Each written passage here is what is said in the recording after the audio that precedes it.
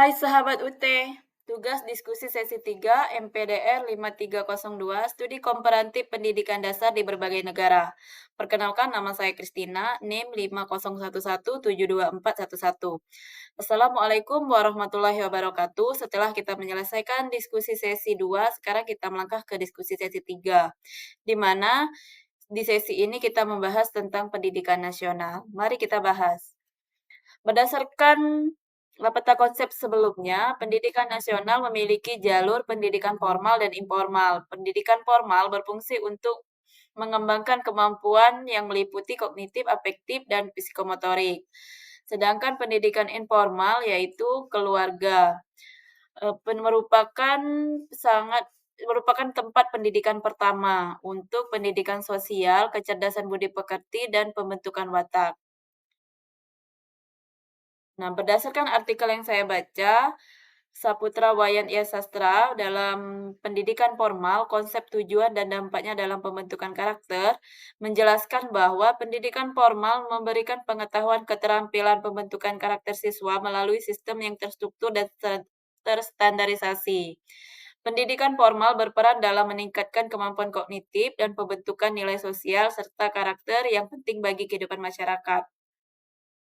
Nah, melalui mata pelajaran seperti pendidikan kewarganegaraan dan agama, siswa diajarkan nilai tanggung jawab, kejujuran disiplin, dan etika yang menjadi landasan pengambilan keputusan yang bijaksana dalam membangun sistem sosial yang positif. Selain itu, pendidikan formal mempersiapkan siswa untuk menghadapi dunia kerja dengan bekal keterampilan teknis dan sosial yang relevan. Dengan demikian, pendidikan formal tidak hanya fokus pada aspek akademik, tetapi secara integral membentuk kepribadian dan karakter, agar peserta didik dapat menjadi individu yang cerdas secara intelektual sekaligus matang dan secara sosial dan moral. Se sela Selanjutnya menganalisis 2 pertanyaan. Pertanyaan satu, dalam konteks pendidikan dasar di Indonesia, bagaimana perbandingan antara manfaat dan tantangan pendidikan formal dan informal? Sebagai seorang guru pendidikan dasar, bagaimana Anda dapat mengintegrasikan elemen-elemen pendidikan informal ke dalam kurikulum formal, meningkatkan keterampilan sosial, kreativitas, dan penerapan pengetahuan dalam kehidupan sehari-hari? Nah, perbandingan pendidikan formal dan informal dilihat dari aspek pendidikan formal. Yakni satu, aspek yang pertama struktur dan sistem. Manfaatnya memberikan kurikulum terstruktur, berjenjang dan sistematis, memastikan pemerataan standar materi pembelajaran. Nah, tantangannya cenderung kaku, kurang fleksibel, dan mungkin tidak selalu relevan dengan konteks kehidupan sehari-hari siswa. Kemudian aspek yang kedua yaitu kognitif dan akademik dan kognitif. Nah, manfaatnya menyediakan pengetahuan dasar yang komprehensif, literasi, numerasi, sains, dan lain-lain.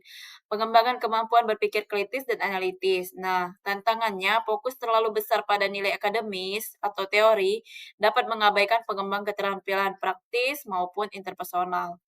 Kemudian aspek yang ketiga, sosial dan pengembangan diri, melatih disiplin, kepatuhan pada aturan, serta interaksi dengan kelompok sebaya dari berbagai latar belakang. Nah, tantangannya, lingkungan yang luas bisa beresiko memunculkan tekanan sosial atau persaingan yang tidak sehat. Kemudian, aspek yang keempat, legalitas dan pengakuan. Memberikan ijazah yang diakui sebagai syarat melanjutkan pendidikan atau mencari pekerjaan. Kemudian tantangannya seringkali terhambat oleh masalah akses terutama daerah terpencil, kualitas guru yang beragam, serta sarana dan prasarana yang tidak memadai.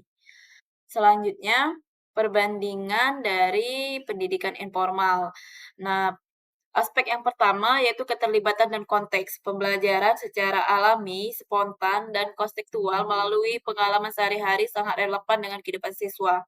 Tantangannya, kualitas pendidikan sangat bergantung pada pengetahuan nilai dan motivasi orang tua atau keluarga yang sangat bervariasi. Kemudian, aspek yang kedua, sosial dan emosional. Manfaatnya, dasar pembentukan karakter, nilai moral dan etika dan kepribadian, mengembangkan keterampilan sosial dan emosional seperti empati dan tanggung jawab.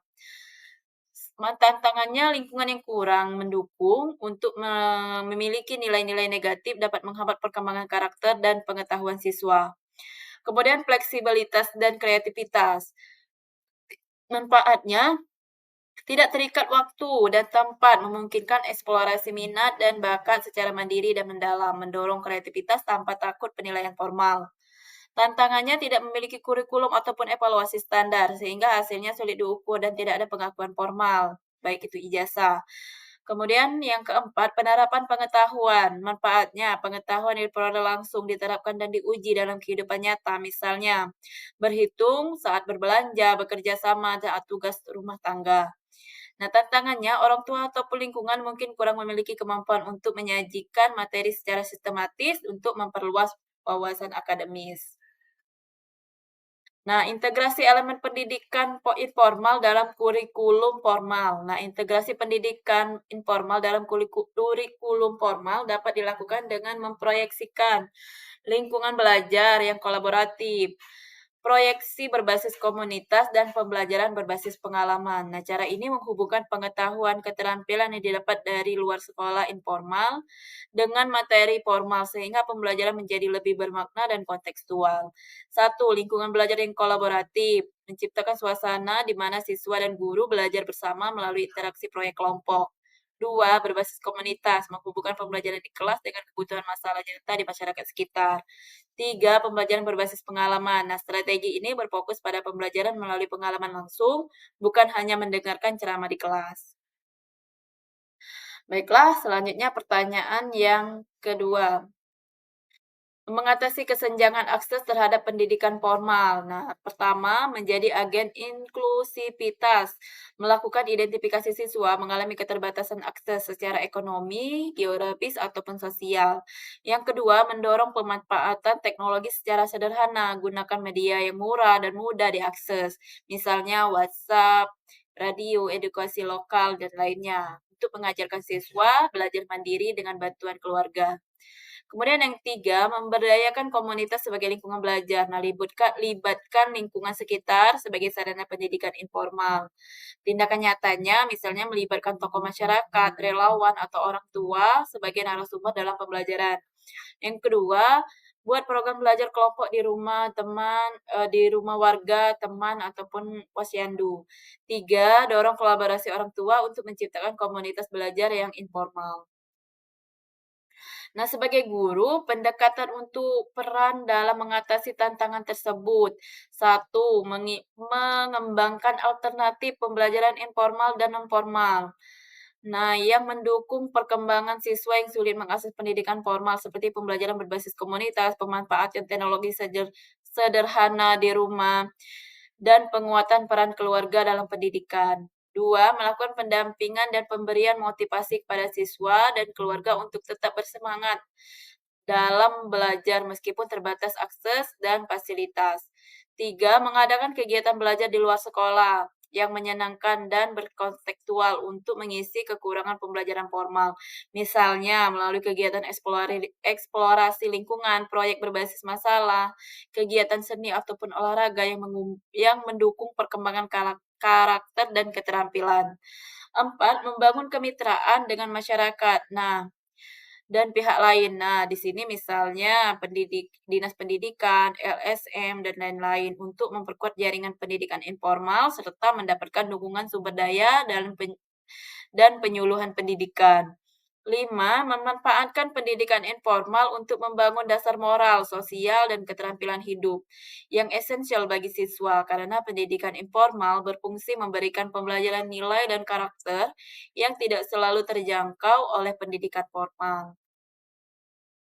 Nah, pendekatan untuk maksimal kontribusi pendidikan informal. Satu, menghargai pengalaman hidup siswa dari berbagai sumber belajar. Dua, menanamkan nilai-nilai karakter lewat aktivitas sehari-hari. Tiga, mengintegrasikan kegiatan belajar informal ke dalam kegiatan sekolah.